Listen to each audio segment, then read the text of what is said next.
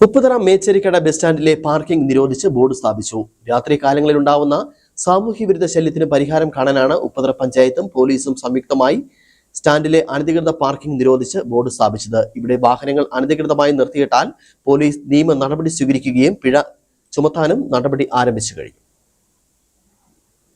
ഉപ്പുതറ മേച്ചേരിക്കട സാമൂഹ്യ വിരുദ്ധരുടെ പിടിയിൽ അമർന്നിരുന്നു. കഴിഞ്ഞ ദിവസം അർദ്ധരാത്രിയിലുണ്ടായ സംഘർഷത്തെ തുടർന്ന് പ്രദേശവാസികൾ നൽകിയ പരാതിയിലാണ് ഇപ്പോൾ നടപടിയായിരിക്കുന്നത്. കഴിഞ്ഞ ദിവസം ഉണ്ടായ സംഘർഷത്തിൽ ഒരു ആംബുലൻസ് ഉടമയുടെ തലയ്ക്ക് മാരകമായി പരിക്കേറ്റു. ആംബുലൻസും ഒരു കാറും അക്രമികൾ തകർത്തിരുന്നു. യുവാവിന്റെ തലയടിച്ച് പൊട്ടിച്ച പ്രതിയെ പോലീസ് അറസ്റ്റ് ചെയ്യുകയും കോടതി റിമാൻഡ് ചെയ്യുകയും ചെയ്തു. ഇതേ തുടർന്ന് പോലീസും പഞ്ചായത്ത് അധികൃതരും ചേർന്ന് നടപടി സ്വീകരിച്ചത്. മേച്ചേരിക്കടയിലെ സാമൂഹ്യ വിരുദ്ധ ശല്യം പ്രാധാന്യത്തോടെ ഇടുക്കി വിഷൻ റിപ്പോർട്ട് ചെയ്യുകയും ചെയ്തു. ഇതേ തുടർന്ന് നടപടി വേഗത്തിലാവുകയും ചെയ്തു.